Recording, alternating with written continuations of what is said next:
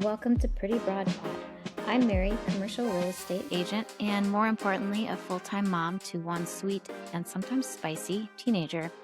Today's episode is about something I wish I knew less about: narcissistic abuse. Narcissistic abuse can leave deep emotional wounds and dysregulate your nervous system in ways that can take a long time to heal. One of the hardest parts for survivors is that from the outside, people often don't understand why someone stayed or have any idea what's going on.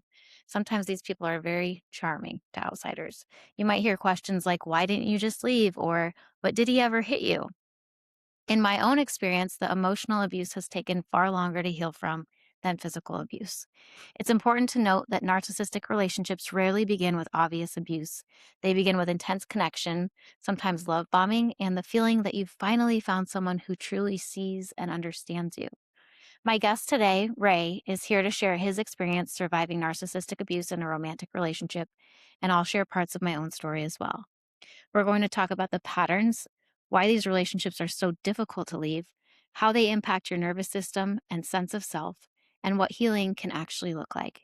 Because the truth is, narcissistic abuse doesn't just hurt your feelings, it can change the way you see yourself and make it incredibly difficult to trust your own reality. Welcome again, everyone, to Pretty Broad Pod. Ray, thank you so much for being here. I am so grateful that you're willing to share your story. I know it's a vulnerable topic. Oh, no, absolutely. I appreciate you having me. Let's just dive right in. So, Ray, for you, when you met this person that you had this relationship with, what was it that made you feel connected to her? It's hard. I on the initial and some of this is all Monday morning quarterback, obviously, because I'm past it. We're through it. I would say it was one of those cases where you meet somebody and almost instantaneously you have so many shared interests. We liked the same movies, we liked the same music, we enjoyed the same activities. I would later learn that some of that was really not true.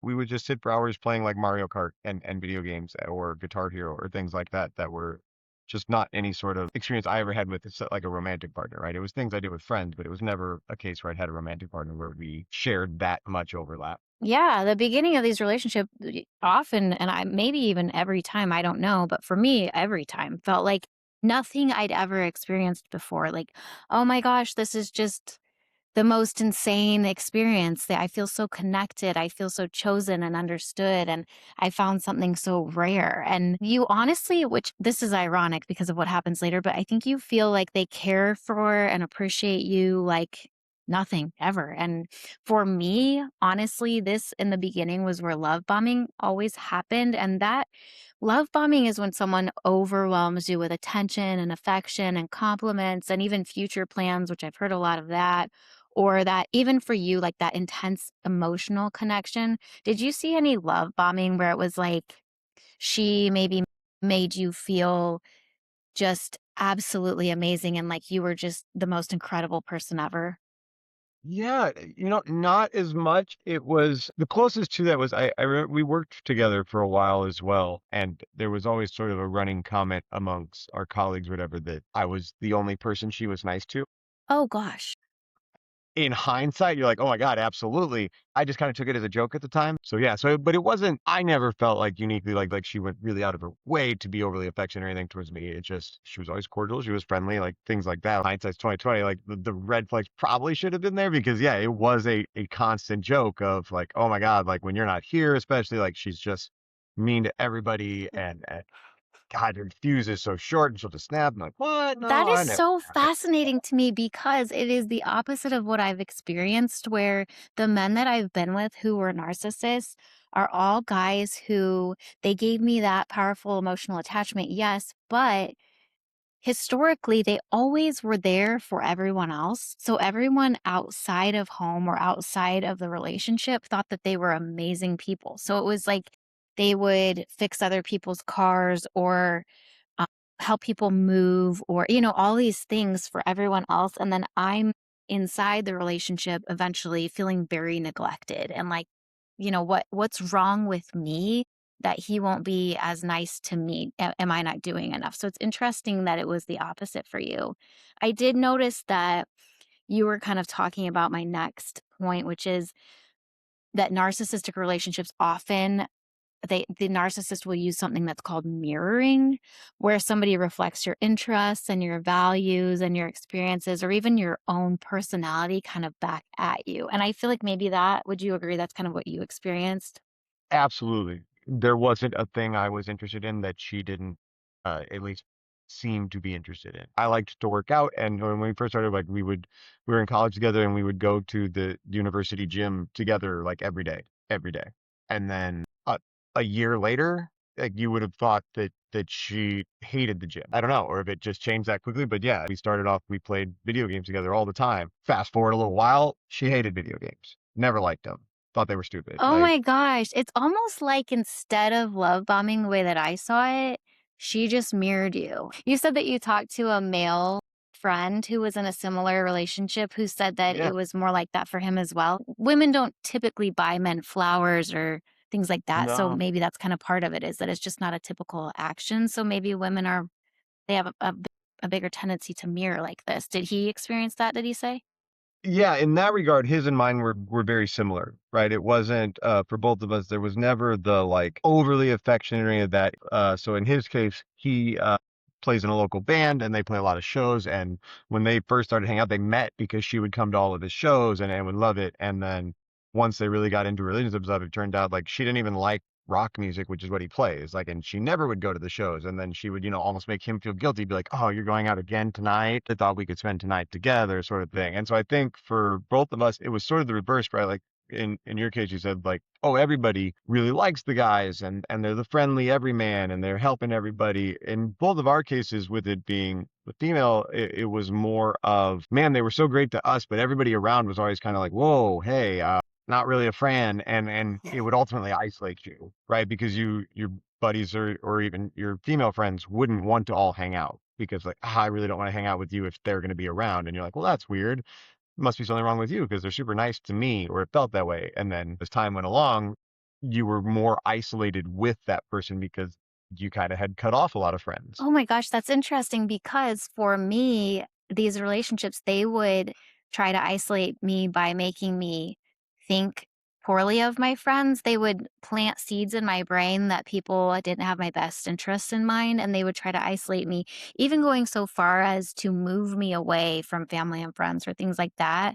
They definitely they really loved that isolation piece where then I didn't have any other support and I was completely reliant upon them. Yeah, and I think that is maybe a common goal. I just think the pathway they use to get there is very different. Gosh, that's so interesting. I think that part of it that is in common too, even though it wasn't the same path again, is that we all crave intimate connection, and feeling understood makes us feel like we're emotionally safe. So you feel like, "Oh, we have these things in common. She understands me." And for me, it was similar too, where it was like, "Oh gosh, he's the one person who gets it." And then you think that you're emotionally safe with this person, which down the road is so damaging because when the flips like switches, it's crazy because you're questioning yourself and you're like, "Well, wait, I've seen this be different before, and this was supposed to be my person, and this person got me so well. What happened here?" And it's why a lot of people can't just walk away. You're not leaving the person that supposedly they became later, which is probably who they always were. You're grieving the person that they were at the beginning. And I can't tell you the number of times in several different relationships, because unfortunately I've been here multiple times, and we'll talk about the whole dopamine cycle and kind of where I was at. But I would think to myself, I've seen him be good before. I've seen him act like he cares. I know he can do it. And then I would think, how do I get him back there? And maybe if I'm just on my best behavior and I act exactly right, he'll go back to that again. Because it was often that, if you bring up an issue with someone, then they're saying, well, you did this, or even just you're crazy. And so you start questioning, even, and you don't notice like everything negative is my fault suddenly. You don't notice that. You just think, how did we get here? And what did I do wrong? Where, where did the switch happen? And what did I do wrong? Did you feel like that in your relationship? Like, did you think that Uh, you contributed to the change? I yes and no. I think the biggest difference, because a lot of that is common, but the biggest difference was there was never a question of what you did wrong because you were constantly told what you weren't doing right. When you got into the thick of it as time went on, like on the initial, there was nothing you could have done wrong, but eventually it would start with, little things. And I specifically remember there was a period where I had 3 days off in a row, and I was so excited because I worked all the time. And that first day off, she was off doing something with friends or family or whatever, and she came home and she got so mad, like a huge blow up, because I had left dishes in the sink. It's Oh like, gosh. okay, so all right, so then day two, like it was basically the same plan. I was gonna be fine. And so I was like, all right, well, I've got this covered. So I did all the dishes, not even just my own. Like I did every dish we had, got them all clean, got them all put away, and I was like, ha, this is gonna be great. She's gonna come home, she's gonna be like, oh, the dishes are done, yay, so exciting. And she came home, and the very first thing she complained about was that like I had left laundry in the dryer. And I didn't hear a thing about the dishes. Like they didn't even come up. Like it wasn't mentioned, it wasn't brought up. And like, oh my God, you gotta be kidding me. Like, all right. So then third day came, and I was like, all right, I've got this plan. I know how it works now. I'll get the dishes done. I got all the laundry done, and I went even further. Like I like vacuumed the house and had it all ready. And I was like, yes, we're good. And the moment she got home that third day, I got yelled at because I hadn't mowed the lawn. Oh And my gosh. for me, it was an immediate realization. I was like, okay, there isn't it like there was no amount of anything I was ever gonna do where it wasn't going, but so there wasn't ever a like, man, if only I could. I think I did for that little like 3 day window. I really had that. Oh, if I could just check this box, like that's my bad. I just missed that one box. Okay, I didn't know that was such a trigger. And then you just realize like, okay, there's an infinite list of boxes. I can't possibly check all of these. So did you figure it out pretty quickly, or was there kind I of mean, this was pretty far into it. That actually occurrence happened near the end of everything. oh, So, and it was intermittent. I don't know if like they always gave you a reason. I don't know if it was the actual reason that she was mad or not, but she always had a very like it would be, like God forbid you ever be even like irritated about anything. Be like, oh man, I really wish you wouldn't do this. And then it would be kind of like you said, like, well, you remember when you did this? You remember that time you didn't do that? Remember that? Like, it was a laundry list of just a catalog of any possible thing she ever could have complained about was right there, like intellectually at the ready for the moment you were like, oh man, I really wish you would not do this or had done this, or oh, I really thought we could go do this tonight. And be like, well, you remember that time when I wanted to do something and you had this? Like, you're like, whoa, like I was just, yeah, like the 0 to 100 factor was instantaneous. well, it's interesting because as I'm hearing you talk, it sounds like for me it was more emotional and about something being wrong with my personality and less about actions. And it seems like with you, she was really kind of cruel to you about whether or not you did all the actions that she wanted you to, which is interesting because when you think about a man versus a woman, a lot of the ways that we show and experience love, like for me, it's emotional. I'm a caregiver, and that's Yeah. ingrained in me. And for you, you're probably more likely to like mow the lawn for someone. So it's interesting how maybe narcissists in different gender roles, they play into our own natural gender specific things. I've never thought of this before, but as we're talking about it, it kind of makes sense. Well, and I mean, I came from a family where that was sort of how like my dad, my grandfather, I don't ever remember my grandfather like, telling my parents like I love you at all, but he would show up and bring steaks over for dinner or would come by anytime the house needed something fixed and help with it. And that was how he'd show like his love. It's like so for me, actions always were sort of the love language across the Yeah. board. I will say that actions didn't work for me either. I would make food, clean his house, take out his trash. You know what I mean? Do all these things for Hmm. him. And honestly, those things just didn't get noticed or talked about at all. It was never, you do or don't do these things for me. It was just something that wasn't appreciated ever and at all.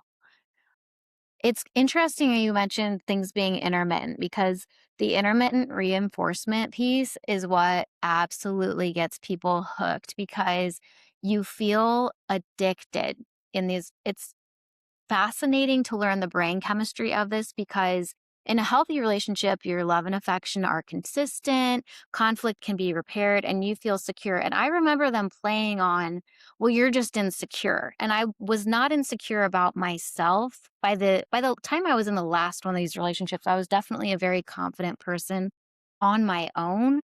I just never felt secure about how someone felt about me. And that's because these guys play on that. They wanted me to feel insecure about how they felt about me, so I would continually give them whatever they wanted in order to be good enough. So they would give as much as they would, as they wanted to get me kind of hooked there, and then take it away. So sometimes you'd get incredible affection, and then on the flip side you'd get that criticism, withdrawal, anger, and then silence, which silence was so cruel for me because I just wouldn't hear. And then suddenly, like a bomb would drop a couple days later of, I'm out.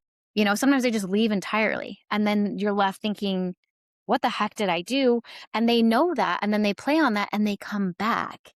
And you never know when the reward is coming. But when it comes, it feels so powerful because it's unpredictable and it's like a drug where you crave that dopamine hit that you get when the person returns to you and you feel cared about again. You're like, oh my gosh, thank goodness you came back. I was feeling so sad and anxious. And then more and more as this goes on, they train you to do what they want you to do so that they won't leave, so that they won't be quiet. You know what I mean? It's just there's highs and there's lows, just like with a drug addiction. And your nervous system begins living in that mode. You're in this survival mode all at once. And that part for me, I mean, the silence for me was such a trigger. And for many years, I would say honestly, even still, when I enter into something new, if someone just vanishes and I don't know what's going on, that triggers me pretty bad. It feels like punishment. It feels like abandonment. I get anxiety, wondering kind of like, well, what's going to happen next? Is this person returning? Is he not? And it's a game that it's been played so many times on me that I just expect it. Yeah, I think whatever the trauma is, like that trigger sort of state. Like for me, it's yelling. I hate being yelled at. Like I never liked it. It wasn't a thing I grew up with. I think it's part of it Yeah. too. Like my parents didn't yell. That just wasn't a thing. Like if you got in trouble or whatever, we were punished by chores. With Yeah. it was go mow the lawn, go vacuum the house, dust the house. Well, just vacuum the house. Do it again. That's what, like that was there was always more chores to be done. And that was it. So yelling for me, you walked around on pins and needles, always wondering like, oh my God, what's going to set her off? What am I going to be yelled at for? Like, I know it's coming, thinking through my head of what have I not done? Like, what is going to be not right? There was always another box to be checked that you just didn't think of. Oh man, I thought I was so smart. How could I not see this?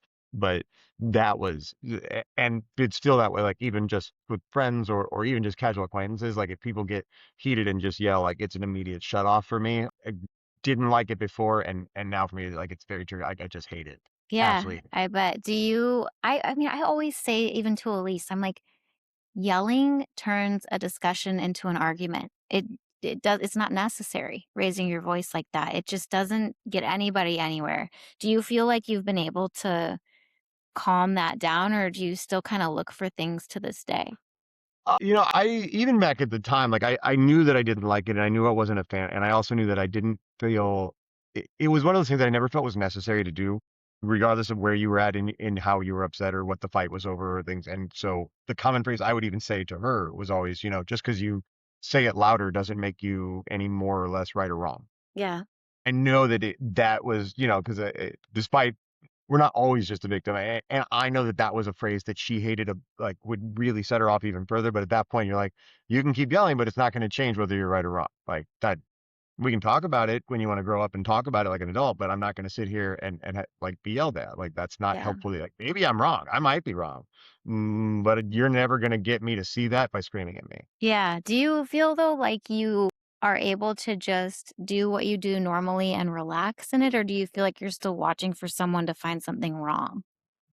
I'm very far removed from that. Like I don't worry about it with uh, my present wife or anything like that. Like it doesn't but I do think it was definitely after getting out of that relationship, there were several where probably I was unfairly quick to bail out, just because like somebody would kind of snap about something, like, whoa, I'm not doing this again. Like Yeah. even though, but you know what, maybe they were just at a high, like emotions were high. They were really on an adrenaline high, and so they came off as yelling. But for me, it was just such an immediate like red flag that you're like, nope, I'm out. Like can't Yep. do it. Yeah.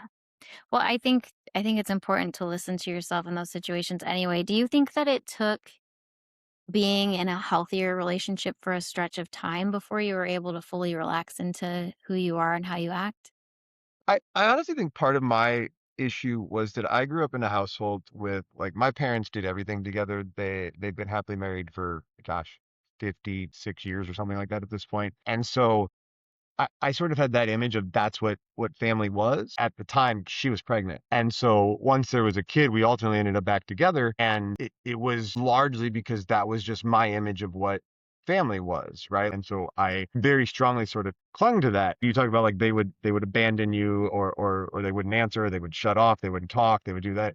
Her threat to me was always the kid, right? Well, then me and the kid will just leave. Like, and again, like times have changed a lot, but especially back then, like I worked two full-time jobs and she was a stay-at-home mom. Like the chance that I was going to get custody at all other than like every other weekend was basically nothing. And I didn't want that for myself, but I also didn't want like a split household for my kid because I had such a slanted view of what was an ideal childhood because it was just my own. And that's really like I didn't see another way. Like I had friends who came from divorce, but I never remembered them being as happy or as being as comfortable as I was. And so I really didn't want to do that. Yeah. And so that was probably the hardest part for me and what took the longest because she would leverage the kid and I had a slanted view of it to begin with. So I was an easy target in that way. I don't even think it's a slanted view. I think it's a really normal view of what life should look like. And it just, our circumstances don't always go that direction. And so it's hard to wrangle with things that don't look the way that we thought they were going to, or the way that we've always thought they were going to.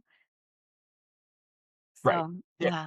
Yeah, absolutely. My kids end up having a great life and everything, having two houses and things like that, and it can work as best as it can. I still don't know if it's ideal. It still wouldn't have been necessarily what I would have chosen, but I do think that my efforts to prevent that from being the life that they ended up with, honestly, in the long run, probably wasn't the best because it did mean that I stayed far longer than even I knew I should, and it made ultimately, like, it got really ugly. Like, okay, my presence here isn't saving that. Like, it's not. There's nothing I can do to prevent that. Like, I for a while towards the end, I was like, I think I'm just clinging on because at least if I'm here, I know who she's yelling at, and it's me. Yes. Yeah. I If I'm not understand that. here, it's them.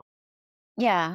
I I think that you lose a certain amount of trust in other people in these relationships too, or from what I've heard from other people who have been in these relationships, this has not happened to me for the most part. I tend to come back open-hearted, and I think that's just part of my personality is that I'm insanely resilient, which I did not know about myself 20 years ago, but I just bounce back and I open back up. But I think that a lot of people lose trust in their own instincts along with trust in other people. And I think losing trust in yourself, part of that is from all of the gaslighting that happens. And people overuse the word gaslighting these days, but it's still really important because it's so damaging when it happens in these relationships. And for people who are confused about what gaslighting means, it's when someone causes you to question your own reality, your own feelings, your own memories, things like that. So maybe for me, it was often bringing up something that hurt me. And then somehow I always ended up apologizing. It was like I was apologizing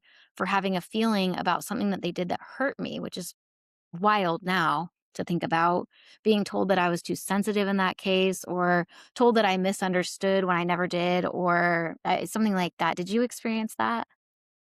Yeah, I mean, in different ways, right? Like, it was always more of like for me, the gaslighting more occurred as things would go bad. It would either be it's like, hey, you remember how like I didn't do the dishes and for some reason that was the thing of yelling, like it really bothers me. And then I tried to do the dishes and but then it was and that one would be met, with just like a very morose sort of, oh, so now you need a gold star just for doing dishes, like sort of thing. And you're like, well, no, that's not what I was trying to say, but man, I wouldn't mind a gold star. There were lots of straws that broke the camel's back. I had reached the point where I couldn't take any more, and it had come to my attention that my being around wasn't making it the happy home life for the kids, which is why I was staying in the first place. Right. But also, we'd come that far. It'd been almost a decade, so you're like, well, we should really. But I had a distinct suspicion that she was cheating on me, and that was where I experienced the most gaslighting because it would be just little things of like, you're going out, who you going with? Why do you need to know? Like, and then you're like, that's weird that you want to tell me. Like, no, it's not. You're being weird. Why are you quizzing me? Like, why are you suspicious? You're crazy. You're being crazy. Like, Yes, that is definitely that you're being gaslighting. controlling. Like, you're just trying to be some controlling asshole, and you're like, well, no, like it's not. I didn't mean it like that. I'm just generally curious. See, yeah, and then you definitely end up almost or completely apologizing for your own instincts, and it's bizarre because it's like all I was doing was asking a question. And a huge part of healing for me was realizing that my feelings and my instincts were never the problem. My instincts have legitimately, this is crazy to me, but I think back on it, they have always been right. I, one time, for example, saw my boyfriend at the time, I saw his ID sitting on the kitchen countertop and immediately knew something was up. Now, he was struggling with alcoholism, which in every case of these relationships, these guys have also had an addiction issue as well. But so he was struggling with alcohol, and I immediately knew something was up. Why is your ID sitting on the counter? And I didn't say it in an accusatory way. I simply said, why is your ID just sitting here? Do you want to put it in your wallet?" And he lost it. He was like, "Why are you questioning me? Who are you, the FBI?" And it just turned into this whole thing where I felt bad for even asking. Come to find out later, we were looking at something on his phone and he got a DoorDash alert to review someone or something. He had DoorDashed alcohol and didn't want me to know. But the way that it blew up, and this is just one tiny example of something that happened to me constantly, the way that it blew up in my face as something that I was over exaggerating, just like you're saying. You're like, "Hey, this seems off to me. Can we talk about it?" And then suddenly you're apologizing, or they're saying, "Oh, I'm sorry you feel that way," which I also hate. I can't stand when people say that because it's like, no, my feelings were very valid here and my instinct was correct. And you just made me feel like a crazy person. Yeah, yeah. That part, is that absolutely. Like the moment you were suspicious about anything, it was always, well, you're just crazy. It was always right. And I mean, if there was another female, if there was something with the addiction they were struggling with, whatever it was always right. And I think in these relationships, I just learned so much to not trust myself and to not even know what my reality was. It was bizarre. And I think that one of the things that was ingrained in my brain, and it sounds like in yours too, was like my normal human mistakes or things that I forget to do or whatever are not safe here. And nor are simple questions that should just introduce you to a conversation that should be normal. You're not safe there. You're not emotionally safe in this relationship. You're going to be attacked. I mean, I got in trouble for going into the communion line that the priest was in. I thought I was making the lines go faster. I got yelled at the whole way home. I said one time, um, that I wished I had the money for these cute little back to school boards. I mean, they're very cheap, but at the time I was, navigating single Sure. motherhood and not spending money on things that we didn't absolutely need. And for some reason I got yelled at that for that.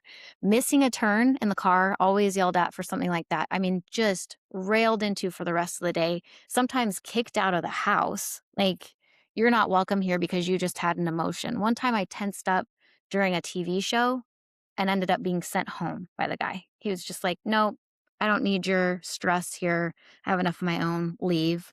And then, of course, like I mentioned, asking any question. It it seems small when it's one thing at a time, but it ends up making you monitor everything you're doing and trying to avoid making any mistake. And I think for me, I started believing that having peace in this relationship was dependent on me being perfect. Yeah, well, and I think in my case, I don't want to blame pop culture at all, but we're the same age group, like born in the mid '80s, that sort of thing.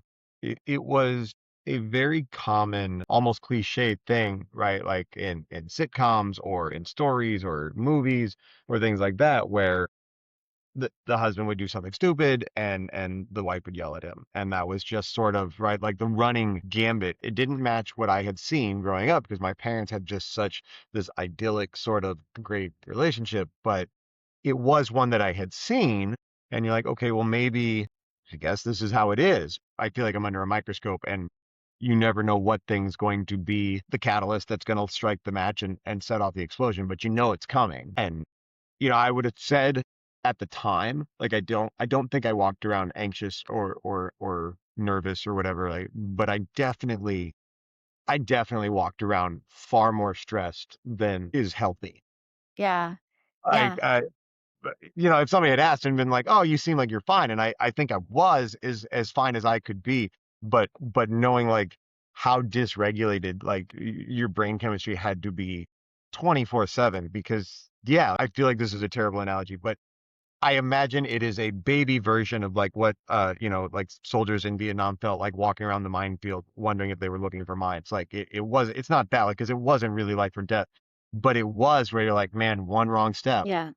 Go like all this current happiness, this current bliss, this current peace is gone. And Yeah. and it I don't know what's gonna do it. I'm something of a perfectionist and generally decently intelligent, and you're like, man, I should be able to figure this out, but you just can't. And like I said, it took me years to realize that it wasn't my inability to figure it out. It just wasn't figure outable. Right. Yeah. Did you mention that she was cheating or probably cheating? Did she ever use the tactic of triangulation where like someone else is introduced into the relationship dynamic and then it kind of makes you feel insecure or like you're competing with someone or you're afraid they're going to leave for them or whatever? No, that one not so much. Like I said, she was very good, and this one I think is the difference from at least in my experience and my buddy's experience with having a narcissistic female counterpart versus a male. They were very good at isolating you without it being a direct action, right? Start to finish, we were together probably like 8 years, and we had no couples friends once it was over, there wasn't any friendships that were going to be awkward because my friends had always only been my friends and her Uh, friends had always only been her friends. And in my case, like it was really sort of heartwarming, like, right, like after separating, like kudos to most of my friends. They all kind of came back out of the woodwork like, hey, we've been really worried about you, but we just couldn't come around because she didn't want us around and it would cause a fight. And like we told you at the beginning, we didn't really like her. Whereas like, and she only hung out with her friends without me. Like it wasn't something like that I was opposed to. Like there would be a handful of times where we would all go, but it was very clear that like these weren't my friends. Like okay. you're here, but we're not here to talk to you. You're just here. Yeah. Well, my relationships like this always had always every single time there was always another woman in the beginning that would kind of be introduced one way or another, whether it was by accident or on purpose. It's usually an ex, and then she'll come up here and there. There's always lies about it. They'll compare you to her, maybe. They make you feel like you might be replaceable. You know what I mean? Like you have to earn your position, or they've experienced something a little bit better before, and you question your worth to them. Whether you ever questioned your worth before, you start wondering, like, what's wrong with me that I'm not up there with that person? And you become focused on proving that you're enough. And for me, eventually it would become almost an obsession for me to like make sure that I'm seen as at least as good as this other person, because that's how they would toy with my head is like, well, I've had a little bit better before and you're not quite there. Or you don't even get it because you've never experienced this before. So you can't possibly. And I'm like, but wait, like, and also for me, that hit an even deeper wound because one of my exes cheated with his ex. So there was always this triangulation with us. And then later I found out that they were together while we were together. It was just this Sure. disastrous, messy thing. And I know now that healthy relationships don't make you compete for security. Like you can actually just feel warmth Yeah. and feel like you're enough. And I I'm just now starting, which this is crazy because it's been so many years of this, but I'm just now starting to feel like I can observe a man's behavior and feel like an equal rather than going into every relationship feeling like I have to prove something or wondering where I stand for a stretch of time. Like I said, I am secure when I'm by myself. I love myself. I like the things that I do. I know myself now, but I can't feel secure. Well, I couldn't. I feel like I'm finally in a place where I can, but as if the right person came along, I could feel that, but I couldn't feel secure in how that person felt about me. It was always in question as to like, am I am I there yet? Did I make it to a place where I'm good enough for him to be comfortable and him to settle down and him to not be mad at me all the time? Yeah. So I think that just the whole dynamic makes you so almost obsessive, like I said, with trying to prove yourself and just be like, when are we going to get to the point where I can just relax and feel loved? I met several of her exes early on, and they were always presented in a negative light.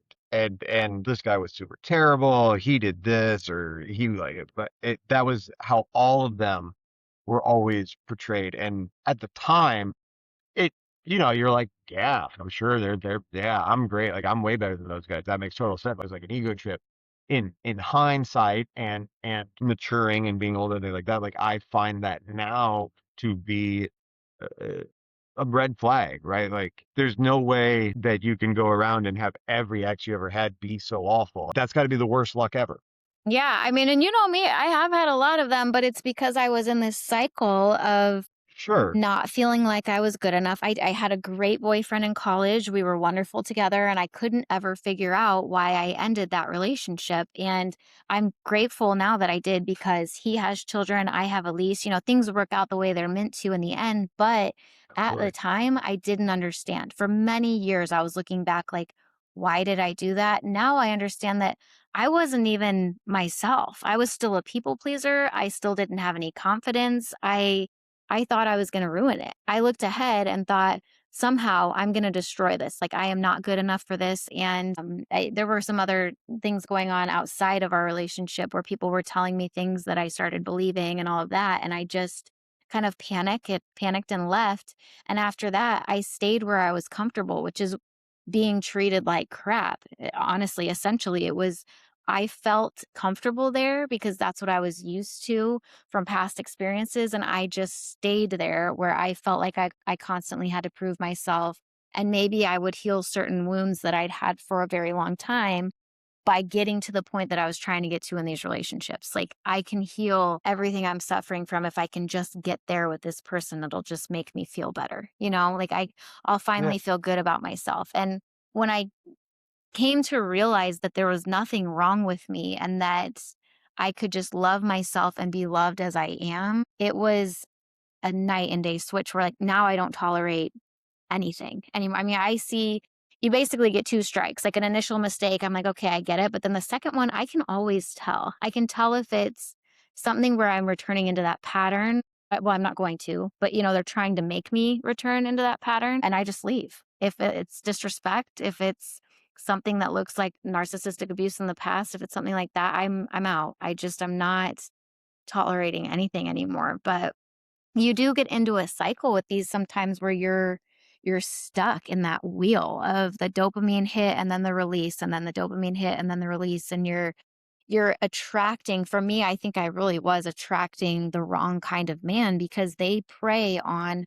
women like me who are very empathetic and who care a lot and I want to mention actually while we're talking about this trauma bonds because we always trauma bonded so we'd meet and we'd begin having these intense emotional conversations about like understanding each other's wounds and bonding over them. And most of the time, I was more healed from my trauma than they were. So I would just be there for them. And oh, we've been through so much together now, and I can't leave because he needs me.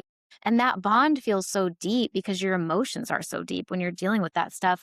And there's this intensity at the beginning, and it feels intimacy, but it's really not true intimacy. It's really like an anxious loop. It's a roller coaster ride. And I think it's important for people to realize that healthy love just feels safe and calm and not like a roller coaster ride. Sometimes those butterflies that you feel in the beginning, it's actually anxiety or your intuition telling you like, I don't feel safe here. But you can feel like it's a huge spike in emotion and then kind of take it the wrong direction. Did you feel that at all in the beginning of your relationship? Yeah, I think in my experience, and also even in my buddies, like because we kind of talked about this last night, just in preparing for this.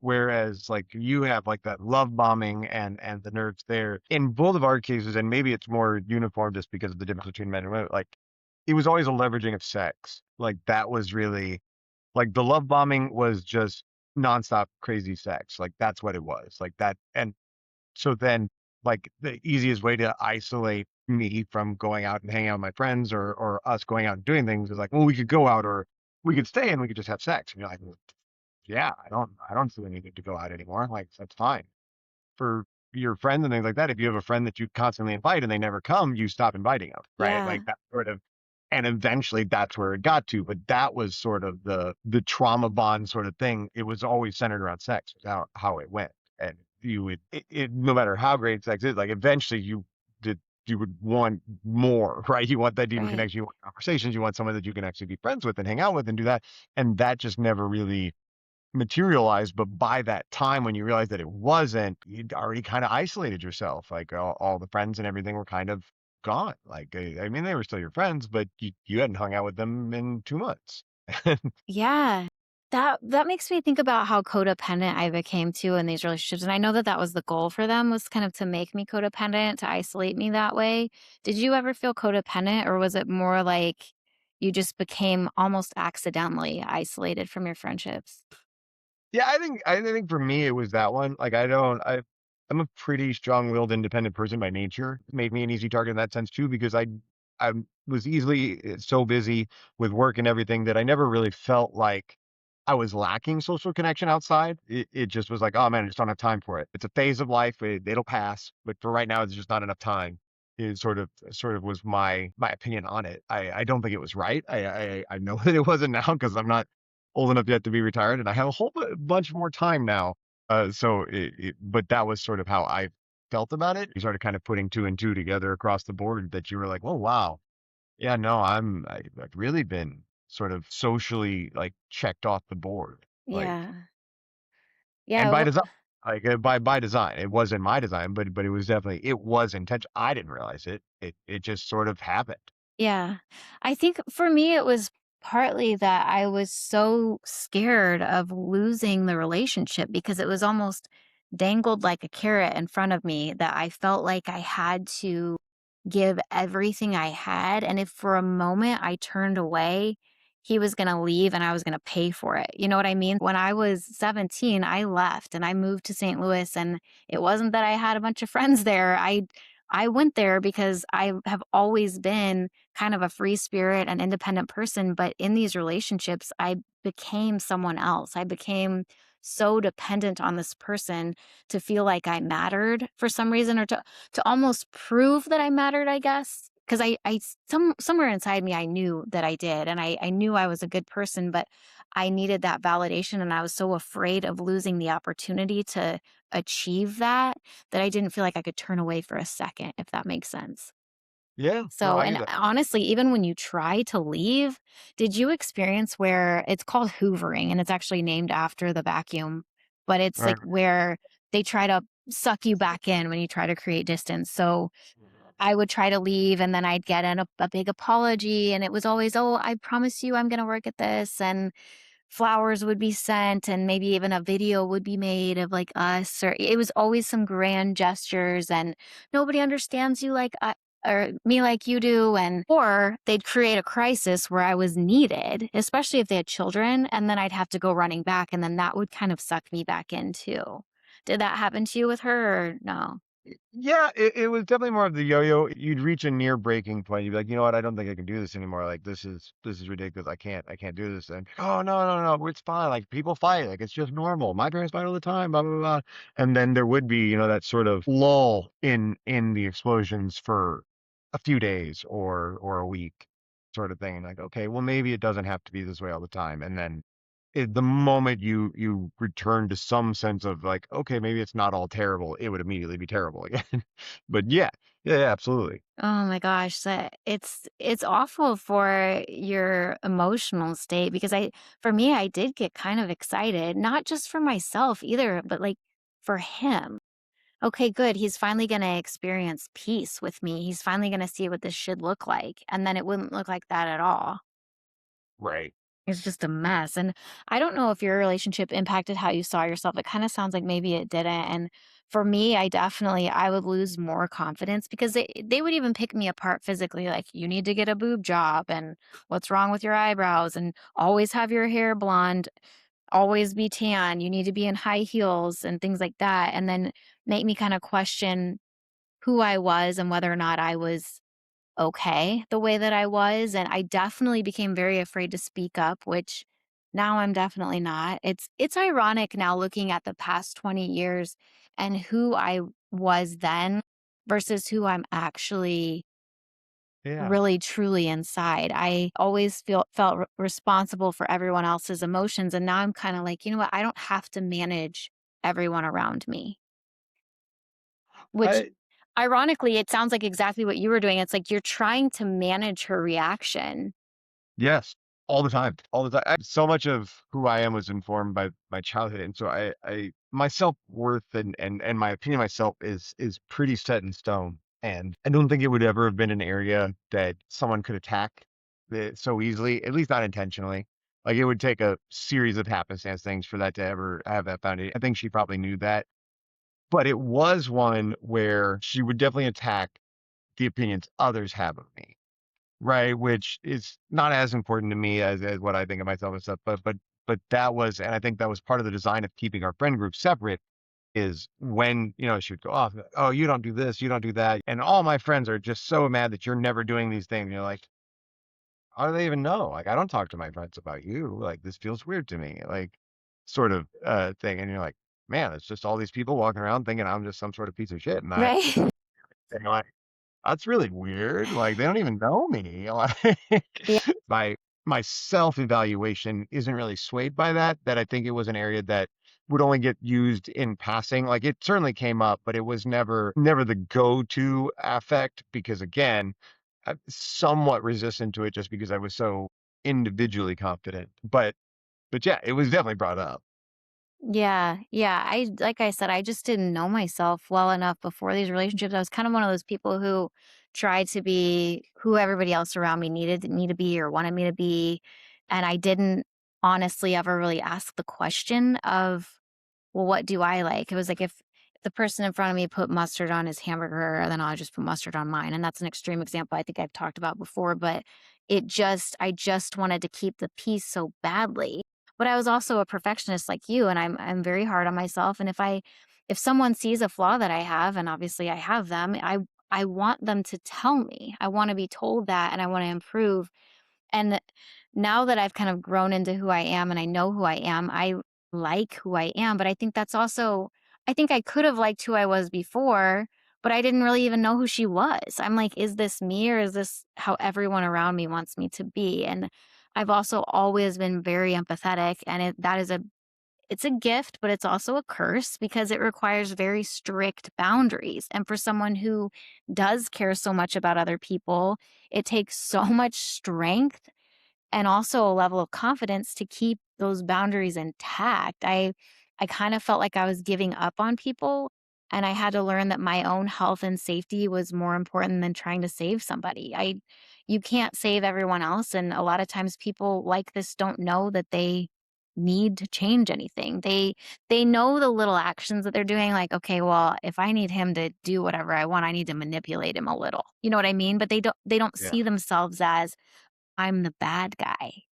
And See, when well, you again, leave I these think that scenarios, you're not just leaving that pain that you experience there, but you're leaving the hope that they'll change, especially in your case where you were together for so long and you had multiple children. It's like you're giving up on the hope that this could change, that that person could change. but again, I think the biggest difference that I've seen between the two is in my case, and I don't know that it's just, it might be uniquely my case, it could be the gender difference manifesting, is the goal really always seemed to be to isolate me. And I think part of it was if you went when we would go out in public, because you can't isolate anybody all the time, like it's just not a feasible thing. The cracks in her armor would show, right? Like it was easy to present when we were private that, oh, my friends think you're terrible and everybody thinks I'm great and I don't understand why I even put up with you, blah, blah, blah, blah. But when we would go out actually to public, like that screaming, yelling, freak out thing, that joke from when we first started working together, where they're like, "Oh, you're the only person she's even nice to," like it became very evident. It's just that I was no longer a person she was nice to either.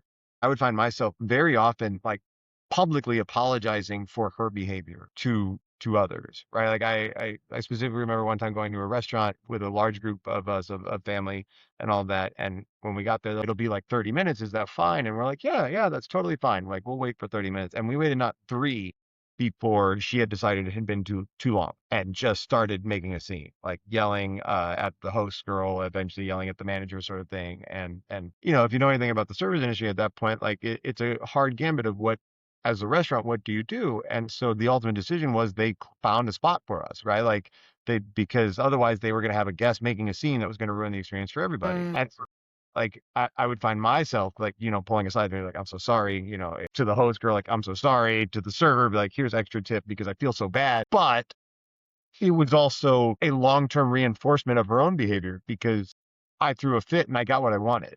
Oh, yeah. Right, like, and that would happen in so many instances. Like, you'd go to, she would buy something, decided she didn't like it. I'm gonna take this back. And be like, well, you can't. You already opened it. You've used it. Like, it can't just go back. And we'd be like, well, yes, it can. Watch. And then she would go and she would throw a fit at the customer service, and ultimately, they would give you the refund because really, at the end of the day, it's worth the 40, $50 or whatever it was for the item from the store to eat it rather than have this giant scene, which is costing them customers. Started to be further and further removed myself. And you start seeing these pictures and you're like, wow, this behavior is just constantly reinforced and I don't know how to combat that. Right. Yeah. Like for a long time, you're like, okay, this is not right. This isn't healthy, but we have a lot of time and maybe, you know, with work as a group, we can see a change for the positive and that sort of thing. And then you're like, oh, I'm fighting a slew of decades of reinforcement that I can't overcome. I'm actually, this is gonna sound odd, but jealous because it sounds like it would be easier to leave, and I don't mean to be selfish saying that, but when I'm with these guys, it's like, flowers are delivered to you right as you think you might be able to get the courage to leave, and everyone around you is like, "What a sweet guy," or, the only time that he takes the baby to change her diaper, literally ever, is in front of everyone at church. It's just Yeah. you get an entirely so everyone around you is like, "He's so charming and sweet." And you're meanwhile feeling like you are the crazy person, something is wrong with you. Your reality isn't real somehow, and it's insanely hard to get out of that because you're just completely isolated. Well, like I said, I think that is sort of the at least in my experience, the gender difference, right? Is that when it would really come down, because you'd go out and you would get a fairly non-biased, holistic picture of what things are, right? Because then you're heading back home and you've seen this where there's no way that she can present this as that like all these people were the bad people and she was the innocent one, right? Like Right. you just know that that can't go, and so you're like, okay, I have a solid foundation to try to have this conversation and bridge this gap and see where it goes. And there would be the deflection attempts. Oh, remember the time when you did this? Remember the time? And you'd be like, no. And if you could maintain focus and keep it back, then you're like, yeah, like, but this is what I'm talking about. This is what I don't think I can do this. Clothes would come off. That's where sex got leveraged. Like, well, how mad are you? Are you so mad that if I'm naked, we're gonna keep fighting, or are we gonna have sex? And you're like, well, I'm not that Oh mad. my gosh. It's just manipulation with intimacy. Oh, It's absolutely, crazy. absolutely. That's the yo-yo effect. Like the times when you would get the courage to say, "I'm finally out." That's when flowers would show up. That's when diapers got changed. When I would get the courage and be like, "Hey, I think I'm done. I don't think I can do this." Clothes were gone, and you're like, Yeah. "Well, maybe it's not so bad." That's awful. It's just awful manipulation and how it messes with your head. And then feeling like there is a certain level of intimacy with someone in that aspect, but trying to break away from it. It's just very messed up. Oh, absolutely. And I think for me now, the things that I look for, and I really, hopefully, having talked through this, we can help people who are struggling with leaving and breaking the cycle. If they're in a cycle like I was of accidentally coming upon these guys, and now it's seriously, I might talk to a guy for 2 or 3 weeks and then I'm out because I see things so quickly now. And I think I'm just in such a good place that they know they can't win, you know? But that love bombing, some of them are really good though. They know how to do it so it's more subtle, you know what I mean? Sure. And then the mirroring, the gaslighting, the triangulation, the hoovering. One big one that I tend to see is lack of accountability, which you and I both saw that. They cannot take accountability. They can't just say sorry. Ever And doesn't. an apology might be surrounded by excuses. So it's never really, I actually know a great human being who he's recovering from a bad relationship and we're friends. And over last weekend, he basically did this sandwich thing that I've seen before. And as I said, he's a great person, has nothing to do with my past, whatever. But it was one of those basically, well, I was just tired. Sorry, but it's not a big deal. Do you know what I mean? It was like a sandwich of, yeah, there was an apology there, but I'm like, oh no, here we go.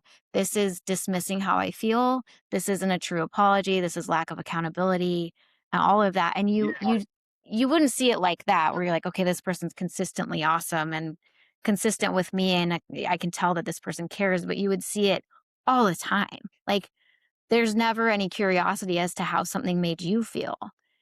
And so, and again, for me, the fact that that sent me into a spiral, it wasn't just because he did that, which I've seen before. It was because now I'm like, oh, great, someone that I'm good friends with and who always understands me didn't understand me this time. So the way that these relationships impact you is so deeply ingrained that even in good friendships or good relationships, you could still struggle with certain things and need things to be so black and white, which sometimes they're just gray. Sometimes it's more like, you know what, I absolutely didn't mean it like that. And I am sorry. And I do care how you feel. But you have to dig that out of someone because they don't understand where you've been in this experience.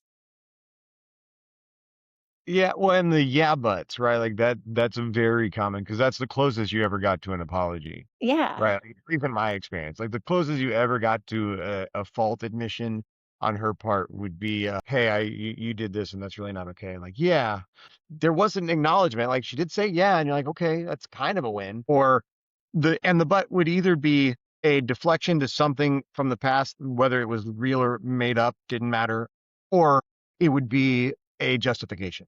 Yeah. And Like, did you, "Yeah, but I was really tired, and I can't be held accountable for what I did because I was really tired." Or, yeah.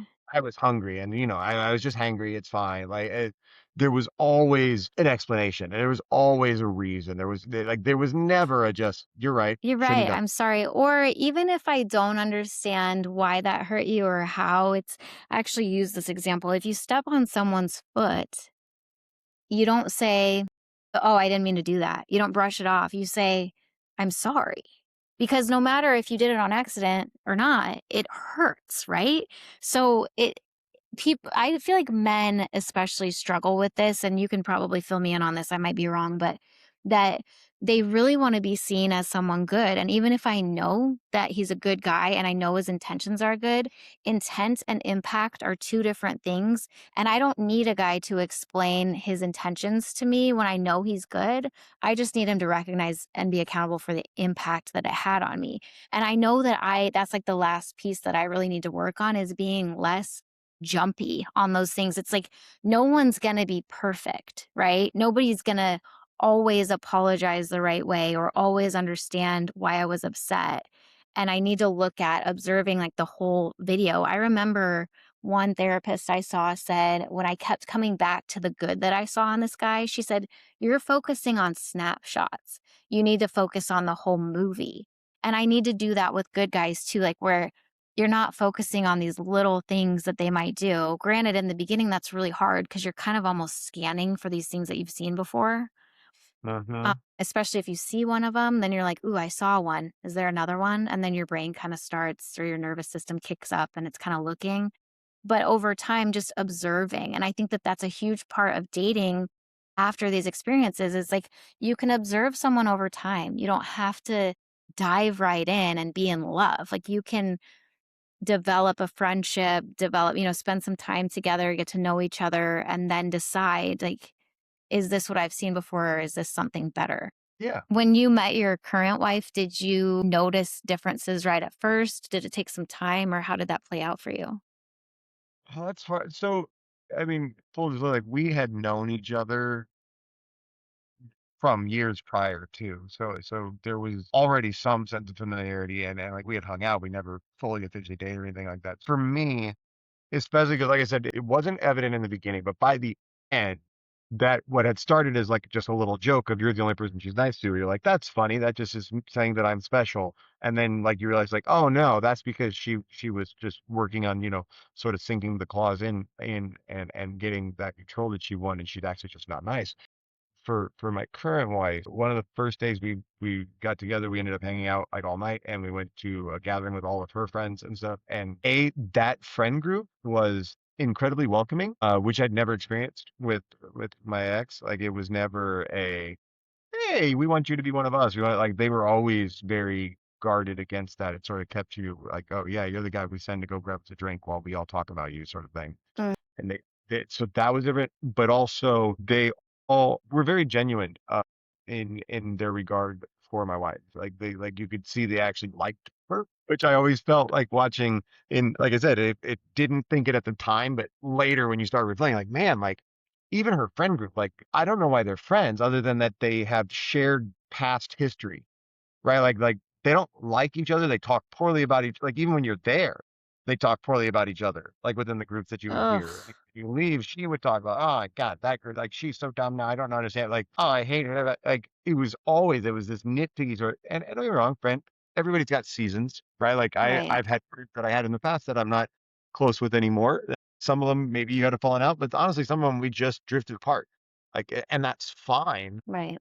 But it was such a front and center sort of thing with my ex where you're like, oh no, like there's drama and beef with everybody all the time. And at the beginning, she played the victim all the time, and you really bought it. And then seeing it with someone else, like with my wife, like she's never got that going on. She has almost no drama with anybody. Like everybody Yeah. likes her. Like, and she, for the most part, likes everybody too. Like it's a very different sort of picture than I had for so long that it was just, I don't know. It was awesome. Like Yeah, that it was is really, awesome. I think that for me, I just have to learn to recognize what healthy love looks like and not confuse intensity with connection, which honestly now I don't like the intensity. I like when I feel at peace with someone right off the bat. Like I feel very calm and there's no butterflies actually. There's just like this interest in staying connected to that person. And then consistency, like I said, is huge. You just have to take a step back and observe and be like, okay, how is this person over time and not just in the first 3 months or whatever. And one of the biggest things for me has been trusting actions more than words because these guys, they talk a big game, but then they don't follow through. And follow through is insanely important to me. And I think on the flip side, what I had to learn about myself is that I don't have to earn love. I think my entire life, I felt like I had to earn love for one reason or another. I felt like it wasn't just what I deserved because I am a person and I deserve to be cared for. I had to earn it. And I can ask whatever questions I need to. I can express feelings. And when I express feelings, I can be heard and understood, or at least somebody's curious. Like I said, they look into it. They're like, I want to understand you and I'm not going to just brush you off. It's not that, well, I didn't mean to do it, so it shouldn't matter. And, or like in your case, well, you made me feel this way, so, or like you did this, so it's fine. It's no, it's like, okay, let me look into why you feel that way because I care and because I deserve that care because I care so deeply for other people that I know that I deserve a certain level of care in return too, not just because of the fact that I'm a person, like I said, because that's just basic decency, but also because I pour into people. And I think the number one thing is now I can trust myself. I can trust my instincts and I can walk away. Of course, right at first, you might be like, okay, but would he have changed a little? Did I go too far? But eventually, even within a couple days, I'll be like, nope, I was right. Like, no, I right. don't need to question this anymore. I didn't feel comfortable there. I can walk away. Well, I think it for me, it really depends on knowing what you want. I grew up with this very specific view of what an ideal, relationship marriage was. And whether that's the perfect one or not, it didn't really matter. That just was the view I had. And it was also then what I was seeking out. And so like some of it was just things that it's not necessary for everyone, but wasn't something I could compromise on. I don't think it's codependence, but I prefer to be in a relationship where sometimes you choose not to go out and do things with other people because I'd rather just be with you. We don't always do everything together, but for the most part, we do. I remember early on having the conversation with my wife, like I, one of my buddies wanted to go do something, and I was like, "Hey, I'm gonna go. Like, we got invited to go do this, blah blah blah." And she's like, "Okay, well, have a great time." And I was like, "Well, you're of course coming, right?" And she's like, "Well, I don't know. Am I invited?" I'm like, well, in my opinion, if I'm ever invited, it's implicit that you are as well. Like I feel like my friends should understand that. Like it would be weird to me for my friends to be like, "Hey, we're gonna go out and we're gonna hang out. You should come. Don't bring your wife." Like that Right. would that would be a big like maybe she won't. Like sometimes she's not gonna want to come, and I get Right. that too. Or if it's Like we do specifically it. like guys stuff, if you're going on a Yeah, guys like trip to what? And go. that's she never pretended to share every interest that I have. Yeah. But I'll always still approach it that way, and she does the same because she knows that there's things that I don't like that she does. Like, we never had that fake, "Oh, you wanna do this? Well, I like you, so I'm gonna pretend like I like doing this too." Like, nah, nah, that's not me. Right. And I think some of that was also by the time we got together, we were 30. Like, I was far more comfortable just being myself all the time everywhere I went, and so if you're like, "Ooh, I'd like to go do this. What do you think about that?" Be like, "That sounds terrible." Like, like, "Hey, we're gonna go thrift shopping. We wanna go?" Like, never. Never will I want to do that. That sounds awful. And I'd be like, well, hey, I'm going to go, just look at motorcycles for fun of it. You want to come to that? I'm like, absolutely not. I'd never want to do that. Like, we were okay with who we were. Like, and it didn't feel like a slight to the relationship. It didn't feel like a slight to the other person. Like, I'm glad that you like that. I'm glad you have somebody that you like to do that with. It's not me.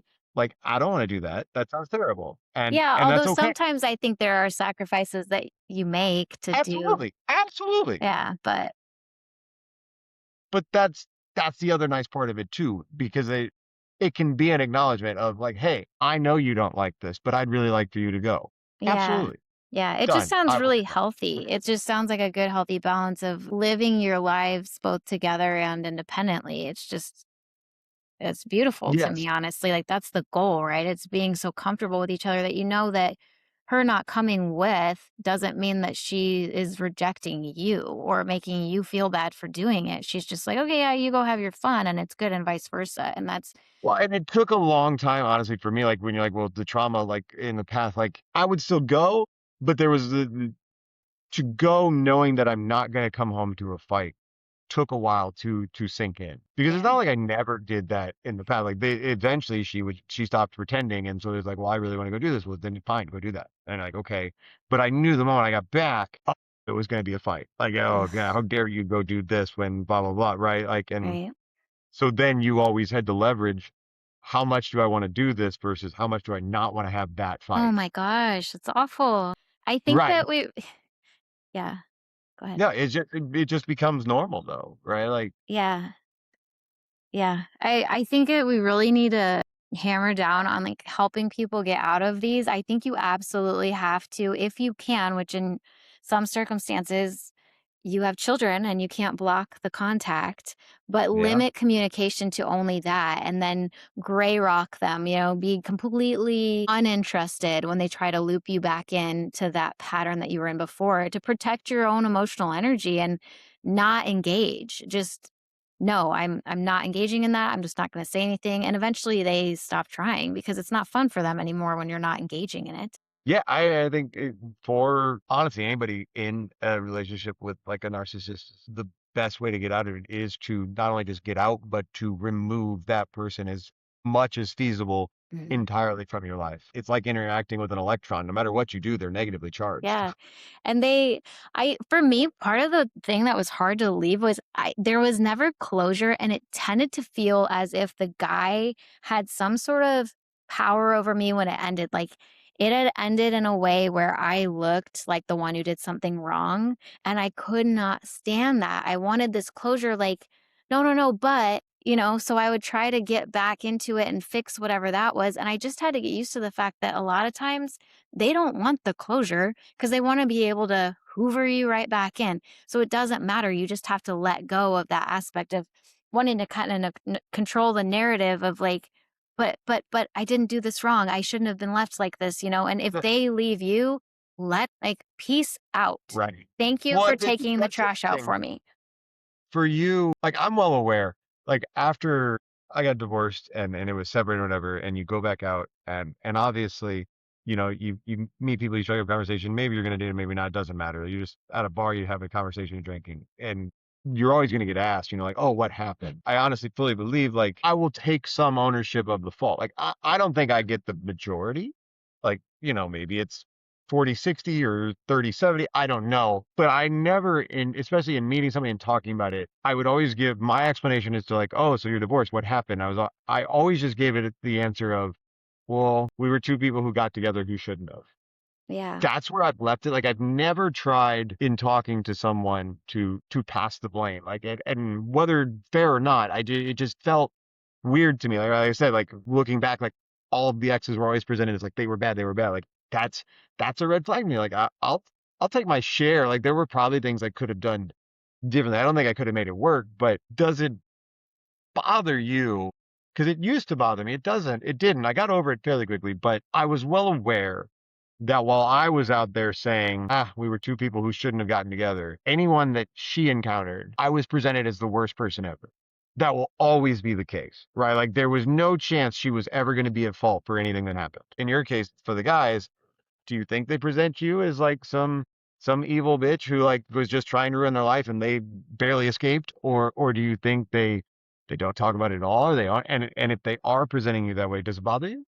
Well, I know that a couple of them have told people that I'm crazy, which, whatever, I don't care.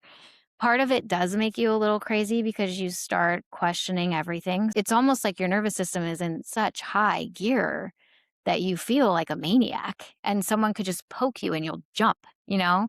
So there is an aspect of it that does make you a little bit nuts in that aspect, but it just I don't care. And I did lose some friendships, and that's fine. I'm like, you know what? If people don't know me to my core, you know me well enough. I've known you for a long time. You know that I'm a good human being. I just am. And I don't have any problem with people not thinking that. I'm like, that's fine. I just don't care. I don't love thinking about the lies that were told, especially most recently about me, where it's like, oh, she never even asked to hang out here. She just was always here, where it was more like, he wanted me there. Do you know what I mean? Where it does Right. make me look stupid. I don't like looking stupid. However, I just, at this point in my life, don't care. I don't have the capacity to care about that stuff. I am who I am. And if you don't like it, it doesn't matter to me because I have my people and I have myself. I have my own self-worth and I don't look anywhere else for validation. Yeah, that makes perfect sense. If the crux is on getting out, I think that's it, is being happy and comfortable with yourself, regardless of what someone else is saying, is biggest, primogenitor to getting out of such a relationship. Yeah, you have to learn to trust your own instincts and you have to learn to stop giving people chance after chance, because they always come back around. I'm telling you, like, you can feel super rejected and like it was all your fault, and then for some reason, a few weeks later, hey, and you're like, "Oh, maybe I wasn't the problem. This guy's just right back at my doorstep." And for me, EMDR actually helped a lot, which is it's a type of therapy where you do some eye movement and some tapping, and it's very weird the way that it works, but it helps you resolve trauma and rethink the reasons those traumas happened to you and stop kind of blaming yourself for everything that happened, and that helped, but mainly it was just figuring out who I was, realizing what I believed and what I didn't, and then being like, "Oh my gosh, I'm not who I thought I was at all. I'm actually really strong. I'm not a baby, I'm not a pushover. I'm actually, really independent," which is wild to think of because everyone in my life has called me a baby since I was a baby. It's just been something that I had to climb out of and be like, where is that coming from and why do I believe it? When it was actually never true. And that, for some reason, just helped me out of that cocoon that I was in where I was becoming who everybody told me I was. And once I became who I am, I'm like, okay, well, sorry guys, but I like myself like this and nobody can tell me otherwise. And I do things now because I enjoy them, not because someone else approves of it or likes it. I just do what I want. If I want to wear red lipstick, I'm wearing red lipstick. It was before, in Yeah. fact, I'm dyeing my hair Tuesday because I've always been blonde because men always told me that I should be blonde. And I'm like, I don't really want to be. It's just letting go of all these things about me that are strictly what everybody else wanted made me so much more confident in myself. Or I think it's impossible to feel confident in yourself when you're only being who everyone else wants you to be and not being your own human being. Because how can you be confident in something that isn't even really real? Right. Yeah, something you're pretending the whole time. Yeah, that's a very hard thing to be confident in. It's almost like, okay, well, I thought I wasn't athletic because everyone told me I wasn't. And then I think back and I'm like, okay, I actually was. It's bizarre. And when you figure that out, I think it's more impossible for someone to crack it because you're like, no, this is actually just who I am, and you can't pick it apart because it is what it is. Like, Yeah. so I did you go to therapy or anything after yours? I didn't, but I am a licensed counselor. I think anybody who goes through is like, we should all probably go to therapy, and I do agree to that. But for me, it was just sort of like going would have been just to hear the answers that I already knew I should be telling myself. Yeah. Ultimately what happened. And like I said, my wife gets a lot of the credit for that too. Like I was very fortunate to find her fairly shortly after, and just a complete 180 in worldview from that moment on.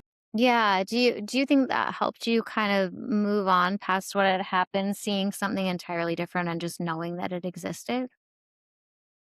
Like I said, I'm fairly self-confident, so I don't think I ever really doubted myself in the matter, but I can't say 100%. But moving into an actual healthy relationship with somebody who was so cool and who sort of validated everything I thought was cool about myself, definitely helped, Right. right? Yeah. Like, I think I'm asking less about your confidence in yourself, but in your confidence that a relationship like that exists. You got to see oh, it absolutely. so Well, see, quickly. I knew it was possible because again, I always had that idyllic sort of image from my parents. I had a real world example of like, no, this can be the case. I guess at that point I wasn't really sure that it could be for me. By the time I finally had gotten out and was divorced and everything, I was resigned to the fact that I would either continually search for that sort of idyllic what image I had in my head of a relationship, or I would just be single, and I was okay either way. Yeah. Yeah. I'm in that position now where honestly, I think my brain and my nervous system had to learn what safety looked like and learn to enjoy peace and not search for what I thought was excitement, which was actually not exciting. It was miserable. But I love my peace so much now that I'm constantly saying, like, I don't want anyone to come into my life and disrupt that at all. And people are always trying to do it, but I Yeah. really don't want that. I love the way that my life is now where I don't have drama at all. I have things in my personal life and with my daughter and all of that. I mean, she's a teenager, so we're dealing with drama there. But you knew me in high school. You knew me a long time ago. I do you remember me being into drama? No. Exactly. I have never been into the drama. I never got into arguments over boys. I didn't get into the drama of girls being petty and fighting with each other. I've always hated it. So it's ironic that I was always in these relationships that cause Yeah. so much distress when I'm actually a very peaceful person. And so I've just learned to love that, love where I am, and love, the peace that I get to have. And I think that we do very much societally, we undervalue that, right? Like that just the calm peace within ourselves. And I think part of that is we also, I don't know, there's almost a negative connotation to just saying the idea of like, and I was okay with being alone, right? Like just the word alone itself is always presented in a bad light, I think, and I don't know that that's fair. Like I guess life is great when you're in a great relationship and that's wonderful, but life can be just as great by yourself. And that was not something anybody really ever pointed out to me. It was something that I had to learn on my own eventually, right? And it took Yeah, a while, right? Like that actually finding peace and it happiness, is. all of that I is think honestly, it's more of a stigma when it's a female. I think that there's a lot of guys, it's like, oh, he's a bachelor or whatever. But when it's a single female, it's like, well, what's wrong with you? maybe I that you know what? I don't have that answer. And if I'm not, you might be right. I do think for both of us, like once you reach a certain age, there's a stigma to it Hmm. too. because it's like, okay, if you're single at 20 or 25 or even 30, we're like, yeah, that's fine. Like some people take a while to figure it out. But if you're still single at 35 or 40, like I do think there is a societal stigma to it. I just don't think it's right. I think, like I said, there's nothing wrong with that. And that perpetually single sort of existence, which people from Hollywood have done forever, isn't judged by them. It's just if you're not famous, we tend to judge it, and I don't know that we should. Like, it is entirely plausible to just have your friends and have your friend groups and be entirely fulfilled. Yeah, well, and I mean, I have my daughter and she has needs that, I need to be here for, I need to be present for, I need to be mentally present for, and having guys who kind of disrupt my mental state isn't good for either of us. So I just want to be completely present with her right now while she goes through kind of a more difficult phase of life too. And not everybody gets to know that. Not everybody it matters. Like I just don't care what people think when they're like, well, why are you single? I hate that question, to be honest with you. It's really none of anybody's business, and I'm not gonna get into detail with a random person about why I'm on But my own. I guess that one is gender different. Like that nobody asks as a guy, why are you single? Like I've never had that question. Oh my gosh, you're so lucky. And I wouldn't even know how to answer it. Like, and maybe it's just because I've never been presented with it, but like to me, that would feel like there's so many pieces to that answer. Like, do you have an hour? Like, why are you single? Well, what are you doing Right. the rest of the afternoon? Because I'm gonna need all of it to explain it to you. Like, Listen to the podcast. right? Like, Yeah. It's interesting. The differences between men and women, we need to study that. That should be a topic for another conversation too, because another podcast, because it is fascinating to talk about this and how different our experiences were. And I'd be interested if somebody did a study on the difference between a narcissistic female and a narcissistic male in a relationship, because it's kind of fascinating to me.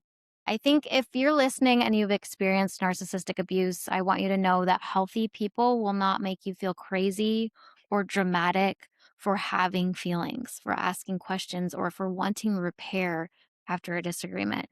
You might have been trained to question your reality and yourself, and learning to listen to your instincts is so important.